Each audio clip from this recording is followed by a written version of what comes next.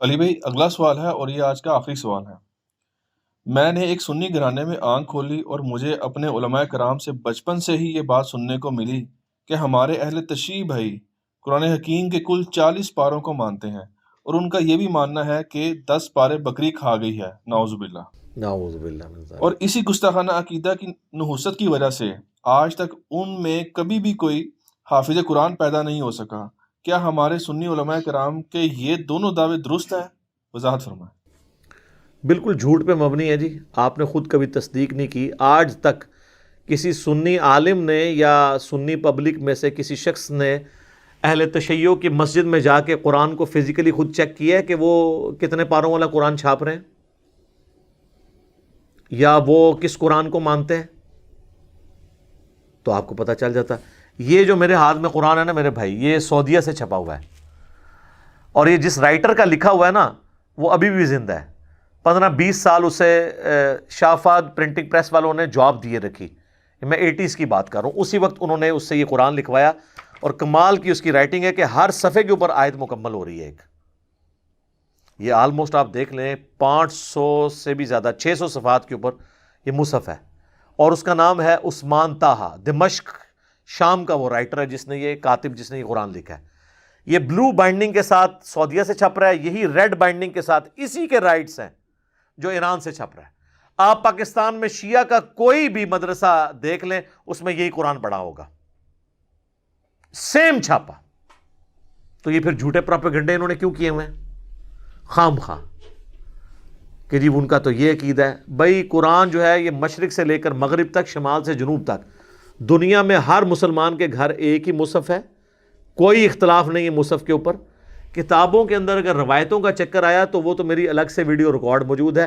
اہل سنت اور اہل تشیع دونوں کے ہاں اس قسم کی مردود روایتیں پائی جاتی ہیں، یا آؤٹ آف کانٹیکسٹ وہ روایتیں کوٹ کی جاتی ہیں جس سے عام آدمی کو یہ شائبہ ہوتا ہے کہ یہ قرآن کو محفوظ نہیں مانتے۔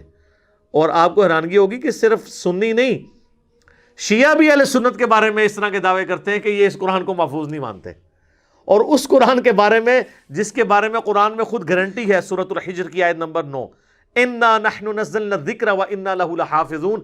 اس الذکر یاد دہانی کو، اس کتاب کو ہم نے نازل کیا، ہم ہی اس کی حفاظت کرنے والے ہیں۔ اللہ نے حفاظت کی گارنٹی خود لی ہوئی ہے، تو اس کے لیے کسی عالم دین سے سرٹیفکیٹ کی ضرورت نہیں ہے۔ جھوٹے پروپیگنڈے ہوتے ہیں، اور وہ یہ جو پہلے مجھ سے پھکی والا جواب لے لیں، یہ کہتے ہیں جی شیعہ چونکہ گستاخ صحابہ ہے نا، اس لیے آپ کو ان میں کوئی حافظ نہیں ملے گا۔ اچھا، تو میرا سوال ہے کہ گستاخ صحابہ بڑا مسئلہ ہے یا گستاخ رسول ہونا؟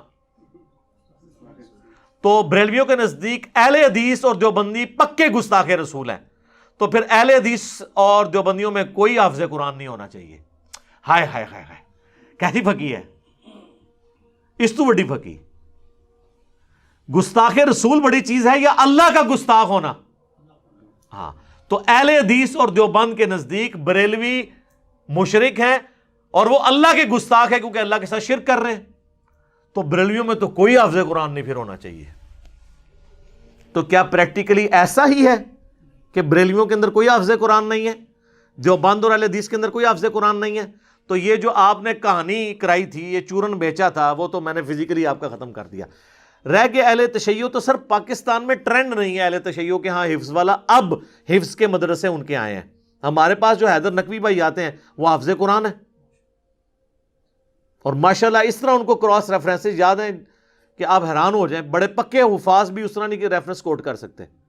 ایران میں ہزاروں حفاظ ہیں، پاکستان میں بھی اب کئی ایک حفظ کے مدرسے شروع ہیں، اور اہل تشیع کے ہاں جو سب سے ایک سمجھ لیں کم درجے کا فرقہ جسے اثنا عشری شیعہ جو ہیں وہ گمراہ سمجھتے ہیں، وہ ہیں اسماعیلیہ، اور ان کی بھی برانچ ہے بوہریہ۔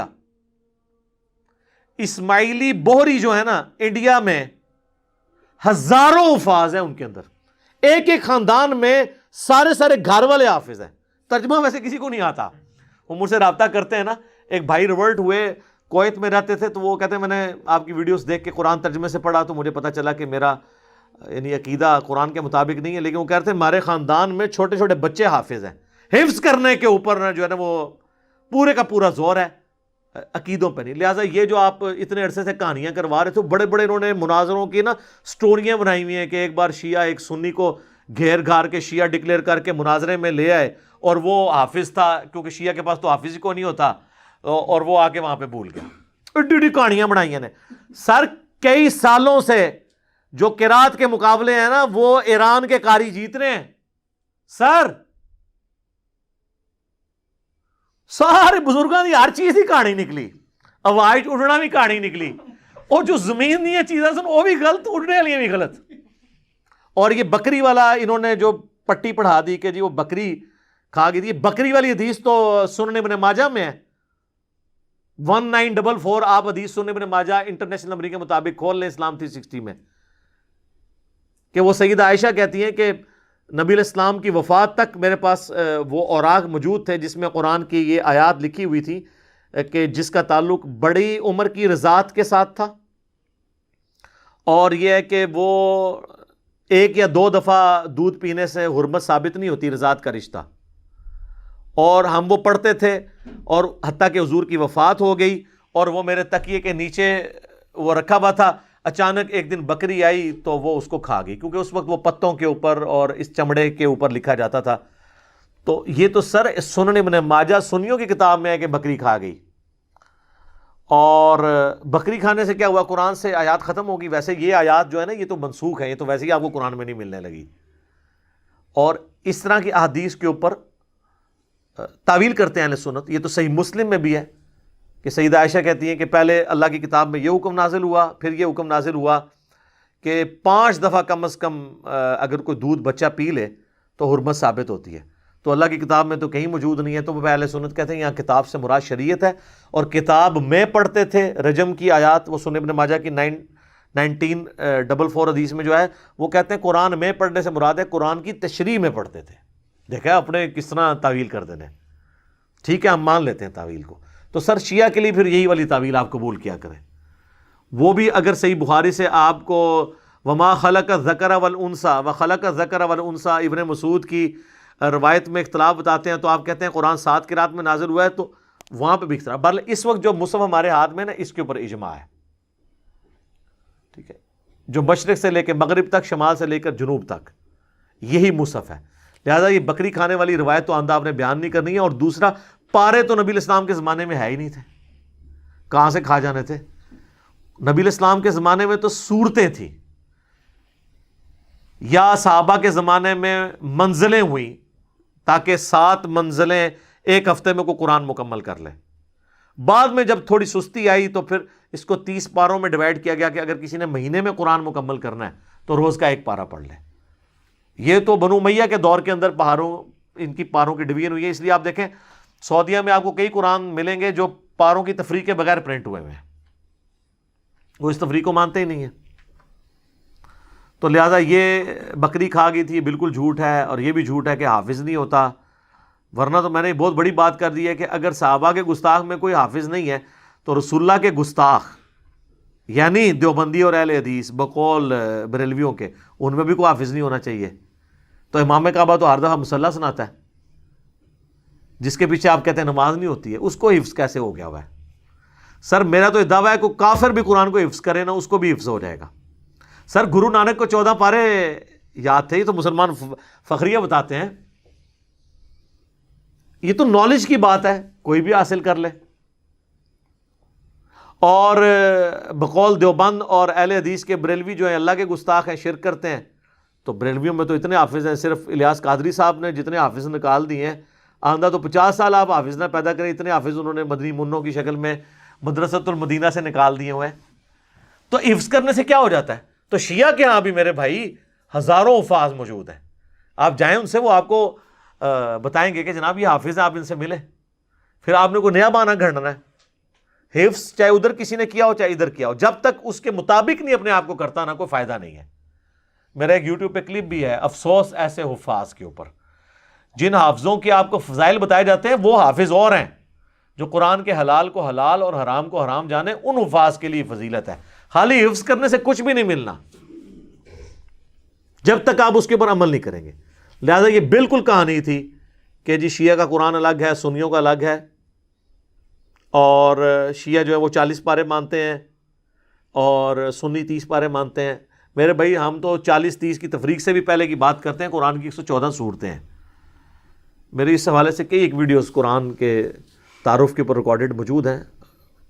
قرآن کی جو تفسیر ریکارڈ ہوئی اس میں پہلے 6 لیکچرز قرآن کے انٹروڈکشن میں میں نے 40 پوائنٹس کور کیے ہیں. اس میں نے یہ چیزیں ڈسکس کی تھی کہ خدا کے لیے ایک دوسرے پہ جھوٹے الزام لگانا چھوڑیں.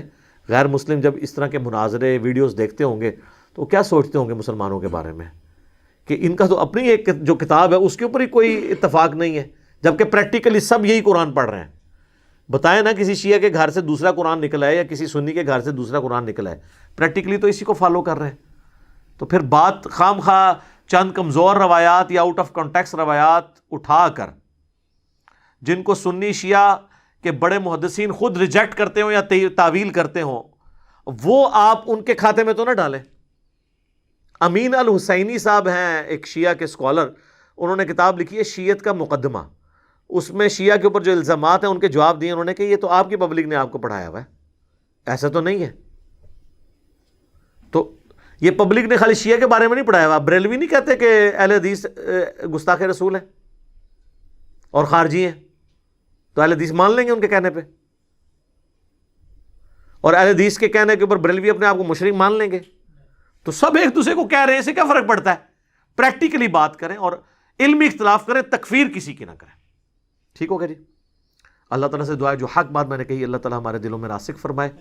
اگر جذبات میں میرے منہ سے کوئی غلط بات نکل گئی تو اللہ تعالیٰ ہمارے دلوں ہی سے محو کر دے، ہمیں معاف بھی فرما دے، ہمیں کتاب و سنت کی تعلیمات پر عمل کر کے دوسرے بھائیوں تک پہنچانے کی توفیق عطا فرمائے. سبحانک اللہم و بحمدک اشہد ان لا الہ الا انت استغفرک و اتوب الیک وما علینا الا البلاغ المبین. جزاکم اللہ خیرا.